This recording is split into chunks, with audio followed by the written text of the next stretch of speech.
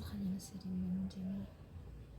Ga o mema hana jwale Modimo wa ka, re tlo bala dikarete tsena na Modimo wa ka. Re kopa o be teng hana jwale to deliver the messages that need to be delivered to the public Modimo wa ka, to the collective, to the people be leng hore ba tla be ba shebelletse video ena na Modimo wa ka.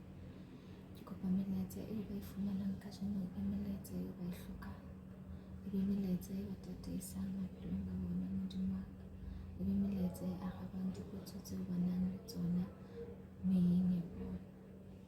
Nna Modimo ke o mema ka lerato, kgotso, kganya lesedi, nkgono le bontatemoholo le lona le be teng, ba ha Yesu ba ka habo mme le ba ka habo ntate. Kgotso, kganya lesedi, ke a le mema base ya batho bantsi, ke a le mema babedi. Kgotso, kganya lesedi, le tle monana to ground me in this practice as I travel, ground me in myself and help me travel. Kgotso, kganya lesedi, baholo le baholwane, baholoholo.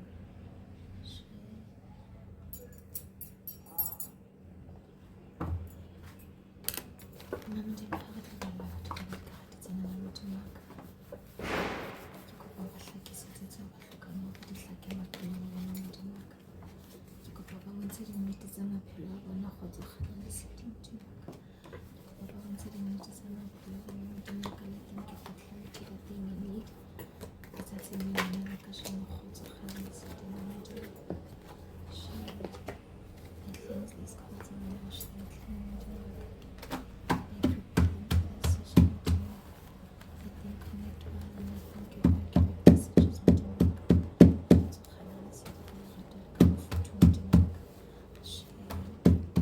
Hi guys, welcome to my YouTube channel. So I used to do these readings on Instagram, but now I've decided to move them to YouTube.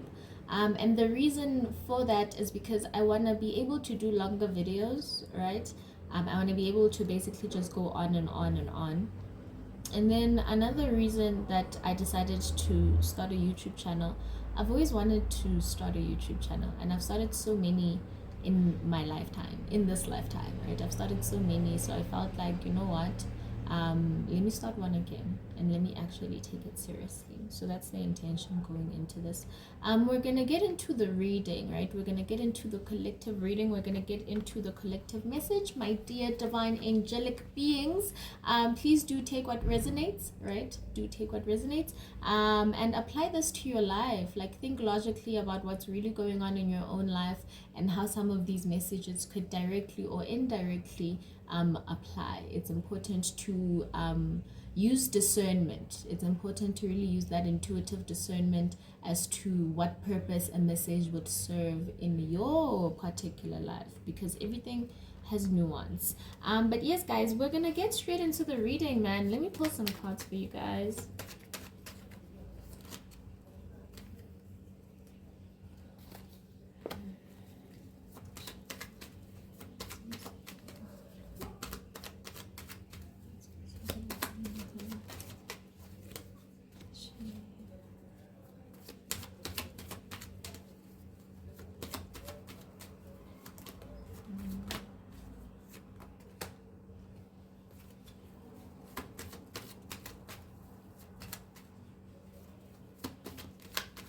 Usually I would lean on the other deck a lot more, but today the message wants to come out from this deck of cards.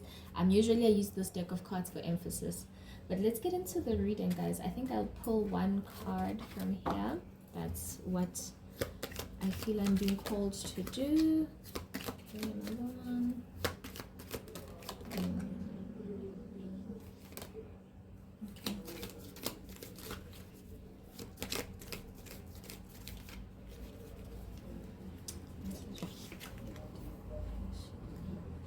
Okay, more than one card came out. Let's get into this, angel. This is a rather painful message. It's one that really touches on a lot of pain just being healed, being transmuted. It touches on a lot of trauma, psychological trauma, you know, a lot of psychological trauma, a lot of mental trauma.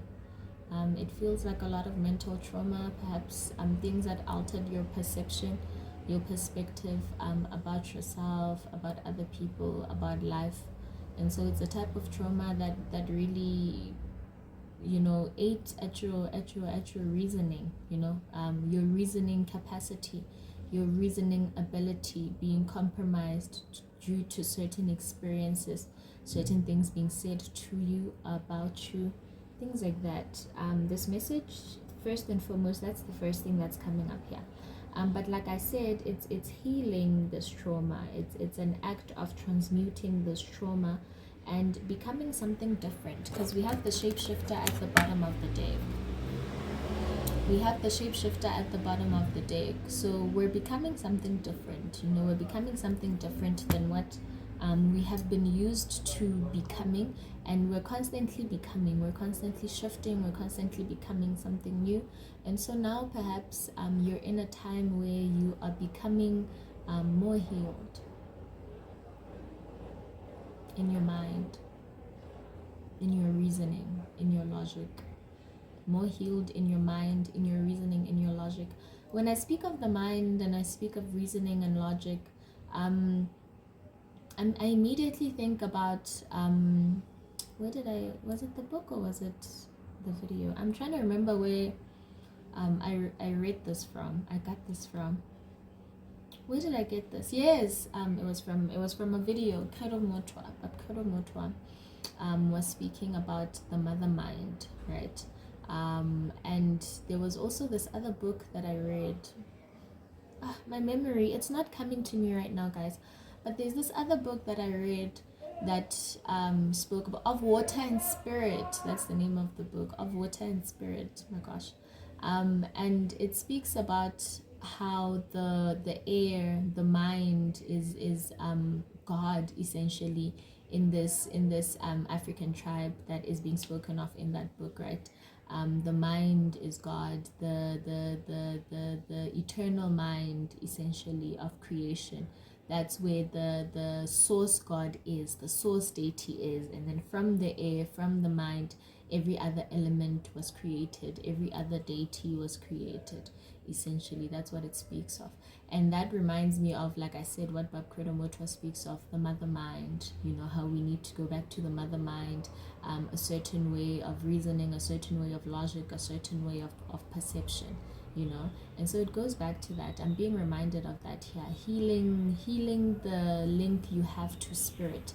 Because when you also think of the mind, you think third eye chakra, you think crown chakra, right? When you think of the mind, you think that. You think third eye chakra, you think crown chakra, you think these higher chakras, you think your aura, your auric field. When you think of the mind, those are the chakras that the mind is centered around, is based around. And so this also speaks to connecting higher to source, connecting better to source, connecting more authentically to source, connecting more truthfully to source, right? This also speaks of that, healing rationale, healing logic, healing the mind.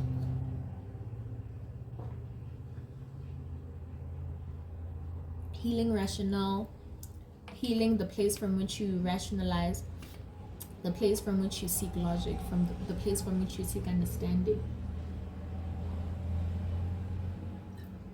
That's what it speaks to. Perhaps right now you're kind of struggling with holding on to financial abundance. This is coming in two ways. This card is giving me two messages. Perhaps either you're in a place where you are struggling to hold on to finances. You feel that you are struggling to hold on to money. You're struggling to hold on to financial abundance. You're struggling to hold on to opportunities that give you abundance. And part of that is a scarcity mindset. The only reason you wouldn't be able to hold on to things is a scarcity mindset. The belief that they are running from you, that they will always run out. And so you need to pinch them, right? And then the other perspective here is there are a lot of different opportunities coming at you. Perhaps you have a business. This is the easiest example I can think of. Perhaps you have a business and I'm enjoying myself so much, guys. I'm having so much fun doing this reading here. I feel so relaxed, like I'm not rushing myself. Oh my gosh, I love it. Anyways, perhaps you have this business, né? And you're getting a lot of different people wanting to work with you, a lot of messages, a lot of DMs, a lot of people saying I'll hit you up, a lot of people saying give me your business card, and not just that, but these things are manifesting into actual opportunities, into actual like people actually booking, people actually spending money on your services or your products, right? It's all of these things coming from a lot of different sources, but there's this energy even with the things coming from a lot of different sources and all of these different, be not everything that is giving you money is giving you money with good intention. So don't say yes to everything just because you want money. There will be things you have to say no to, because saying yes to those certain things is kind of like a it backtracks you in a way, taking money that you're not supposed to take, that you feel Uguti, I mustn't take this money, I don't want to work with this person, I don't want to do this, and then you take that money. What it does is subconsciously it reinforces the very thing that is making you feel that you mustn't take this money. It's reinforcing the existence of that thing in your reality and further perpetuates it, whatever that may look like for you. Relay this to your life, right? And so you are now subconsciously reinstilling certain behaviors. You are now subconsciously, not even subconsciously, biologically maintaining certain neural pathways. There will be money you have to say no to, and that's the real abundance. That's the real abundance, knowing that you don't have to say yes to everything, because you're always provided for no matter what, and things just have to move in alignment. Okay, that's how this card is coming through. I'm seeing a mother figure, mothers, grandmothers, whether living or passed on, both living and passed on. You are loved. You are being guided by the mothers. You are being guided by the mothers, by the ever-giving source of creation, ever-giving source of love, abundance, creation, the one that never ends. It could only be the mother, baby. But you are really being held by the mother, whether that's your real life mother. If your mother has passed on, she's still holding you, even in spirit. This is grandmothers, not just the mother, but grandmothers behind your mother, who came before your mother, who are ushering you forward in this path that you are walking. I'm not even going to say that you're walking towards abundance, because you already are in an abundant place. You already are in an abundant place. Okay? And the grandmothers are ushering you through everything. The mother mind. What did I say? Oh my God, guys. I spoke about the mother mind.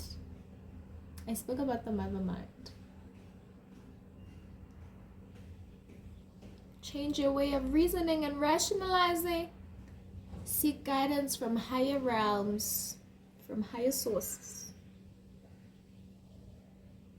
Not the world. The world is not going to take you anywhere. The mind is a high, it's a high chakra. Is that the right, like it's a higher chakra, you can't concern the mind with reasonings of the lower chakras. I don't know, guys, that sounded right in my head. Now that I'm saying it out loud, I'm like, that probably doesn't make no sense, but I know someone out there understood what I was trying to say. But yes, I think this is really the message. I want to cut the message here. These two cards just further emphasize, of course, you being in your mind. Perhaps you've been thinking a lot about how to tackle business, how to tackle work, how to tackle people, balancing your life. You've been thinking a lot about the practical things in life, the tangible things in life, and how to get a hold on them, how to get a hold of the life that you're living on this physical earth. You've been thinking a lot about that. This just really speaks to that. And I've already told you, baby, tap into the higher mind, the mother mind, understanding that there are certain perceptions that must be healed, certain points of views that you took from the world from a very hot energy, from a very hot, perhaps patriarchal energy, fueled with a lot of masculine energy, masculine perspective, reasoning for your life. It's a fire that's burning you up right now. I'm not saying it's a fire that you don't need, or you will need that fire sometimes. Trust me. It's a fire that's burning you up right now because your reasoning and your logic questionable. Seek logic from higher realms. Okay, Angel. Bye. I love you.